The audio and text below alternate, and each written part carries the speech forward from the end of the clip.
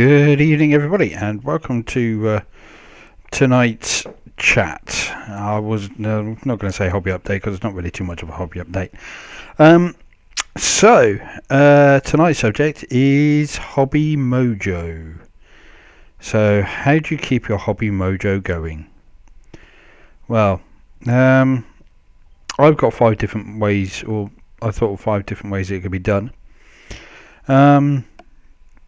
But obviously, if you guys have got any others, just obviously stick a comment down below. And while you're there, you may as well hit the subscribe button, hit the thumbs up button, and hit that bell at the same time. There we go. That's that out of the way. So, one of the ways is variety in your gaming that you do. So, if you were to do sci-fi, there's lots of different things you can do with sci-fi. I mean, obviously you've got Warhammer 40k and all the derivatives for Warhammer 40k, so whether it be Kill Team, Deptus Titanicus, Epic when it comes back out, hopefully fairly soon. And then you've got Armageddon, and then you've got obviously now 10 different rule sets for Warhammer 40k. You can choose to play any one of those as well.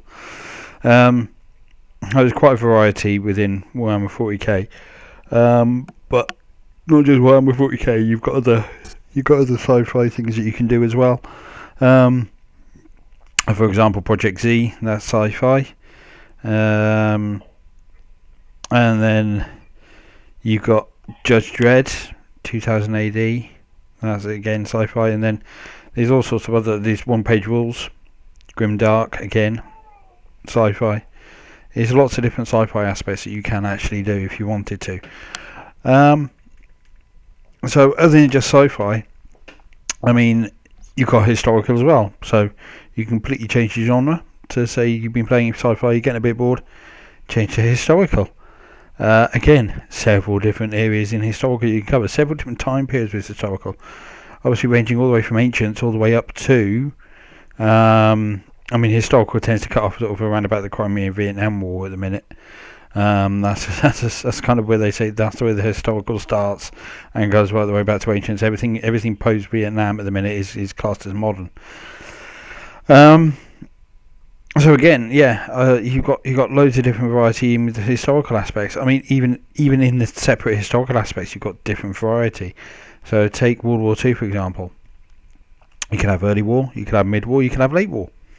Napoleonics, again, several different theatres and within that, and not only that, you could in theory have a Napoleonic era game but on a completely different continent to Europe. For example, the American War of 1812. There's lots of different things you can do, and then obviously you've got the research side of it with the historical aspects as well. That's another way that you can do it. And then if you wanted to, you could then skip to fantasy, where you could play Warhammer Age of Sigmar, Warhammer the old Warhammers. I mean, I don't know how many various different rules they've had with that, but not just Warhammer. Rangers of Shadow Deep. That's completely fantasy, which you could get some mates around and have a nice little game of that. Or I'm sure there's other Turnip 28. I don't know whether that fits in with fantasy or sci-fi. Not quite sure with that one. I really should sit down and read the rules for that at some point. But I mean, if you wanted to go into the fantasy aspect, you've got Dungeons and Dragons as well. Excuse me. Oh, terribly sorry about that. Yeah. So you've got D&D as well. And then all the derivatives for roleplay games. There's tons and tons and tons of them out there. Oh, another fantasy one, Moonstone. That's quite a good one. I quite enjoy playing that.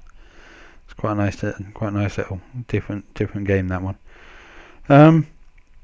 So there's that. And then, as I said earlier, you've got the modern aspect, which tends to be everything post Vietnam. Tends to be sort of classed as modern as such. So then you've got all the modern. Oh, terribly sorry. You've got all the modern day warfare. which again can be things like, well, Gulf Wars, Afghanistan, Falklands War, right up to modern day, where you could have Spectre. I don't know too many modern rule sets. I'm sure if you guys know of any, just put them in the comments below. So there's all of that. Yeah. So varying which games you play is a good way of keeping your mojo up. If you're starting to flag a little bit and feeling a little bit, I'm not too sure if I want to start, okay, change the game you play, add a bit of variety. And while we're on the subject of variety, painting different models for the genres as well. So, for example, obviously here I'm painting some French hussars, which have got a lot of lace, which, well, sorry about that. Which obviously they've got a lot of lace, so they could be tedious, could be boring, it could be annoying, but I'll get there eventually. This is the last Napoleonic unit I'm going to be doing for a little while. I'm going to be changing what I'm painting once I've got these completed. I'll be going back to the old Blood and Plunder and getting the last ship done. So yeah, excuse me. Oh, terribly sorry about that. Yeah, so just changing your variety of what you're painting. And also paint. I try to paint for a game. So if I know I'm going to be playing a game, I'll make sure that I paint for that game, so then it keeps me interested. So if I'm playing that game, I'll be painting that game. Or if I want to play the game, I'll be painting to play the game. Because for me, that kind of keeps me going, if you like. So take my Blood and Plunder stuff, I painted some of that up, and now I really want to play a game because I've got the miniatures painted. I really want to play a game of that. It's just a case of finding the time to play a game with that one. I know it doesn't take a lot of space. At the minute, I've not really had too much time with work and other bits and pieces going on. Which kind of, again, brings us to a nice little segue into the next point, which is diversifying the rules you play within the genres that you're playing. So, I mean, it could be, say for example, let's take World War II. You could play bolt action one day, next day play chain of command. Or, if you're doing your sci-fi stuff, do one-page rules one day, Warhammer 40k the next, something like that. Mix it up a bit, mix it up with different rules. Not only do I find that helps keep the rules fresh in my mind, it also gives you that variety with different rule sets. So, say for example with Napoleonics, you've got Black Powder, you've got Soldiers of Napoleon, you've got General d'Armée, and you've got Valor and Fortitude. So that's 4 different rule sets for Napoleonics in itself. I'm sure there's plenty of others out there. I've got a couple of books with some simple rules in as well.